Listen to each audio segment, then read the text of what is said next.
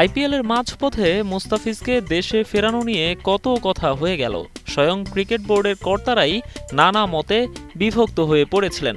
তবে দেশের স্বার্থের দায় দেখিয়ে তাকে ফিরিয়ে আনছে বোর্ড। জিম্বাবুয়ের বিপক্ষে কথিত মহা গুরুত্বপূর্ণ এই সিরিজকে সামনে রেখে রীতিমতো লঙ্কা কাণ্ড শুরু হয় বাংলাদেশে। এরই মধ্যে ৩ দিনের রুদ্ধদ্বার এক ক্যাম্পও করেছে চান্ডিকা হাথুরুসিংহের দল। সেখান থেকে ১৫ সদস্যের দল বাছাই করে শুরু হয়েছে জাতীয় দলের অনুশীলন। তবে মজার ব্যাপার, চট্টগ্রামে অনুশীলনের প্রথম দিনেই নেই ৪ জন ক্রিকেটার। জাতীয় দলের ক্যাম্প ছেড়ে ঢাকায় এসে তারা খেলছেন ডিপিএলের ম্যাচ।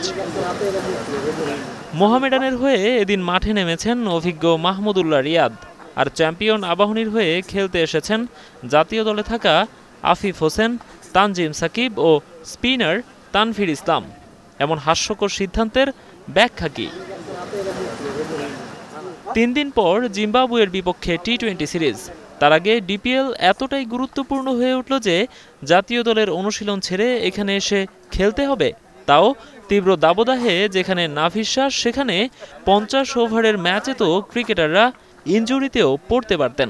সিরিজের আগে তাদেরকে ডেকে এনে খেলানোর অনুমোদনই বা মিলল কিভাবে? দল থেকে তো নিশ্চয়ই কোনো চিঠি দিয়েছে বোর্ডে যে আমাদের এই অবস্থা, দলের ইনজুরির ব্যাপারগুলো কনসার্ন ছিলাম আমরা। তো সেটা হয়তো বা যেহেতু হয়তোবা বোর্ড বা সিলেক্টররা কিংবা টিম ম্যানেজমেন্ট হয়তো বা সেইটুকু আমাদেরকে দিয়েছে, থ্যাংক ইউ তাদেরকে। তারা ওইটুকু ছাড়ার জন্য, না ছাড়লেও কিছু করা ছিল, যে ন্যাশনাল ডিউটি আগে আসে সবার ডেফিনেটলি, বা ছেড়েছে বলে থ্যাংক ইউ তাদেরকে।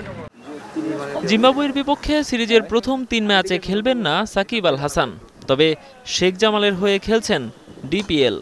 যুক্তি হিসেবে বলা হচ্ছে, দীর্ঘদিন খেলার বাইরে থাকায় প্রস্তুতি নিচ্ছেন তিনি। টি-20-র প্রস্তুতি ওয়ানডে ম্যাচের মাধ্যমে। এমন হাস্যকর ব্যাখ্যা কেবল বাংলাদেশ বলেই সম্ভব। নোমান আব্দুল্লাহ, এখন, ঢাকা। ওয়ালটন ফ্রিজ কিনে অনেকের মতো আপনিও হয়ে যেতে পারেন মিলেনিয়াল। সেরা পণ্যের সেরা অফার।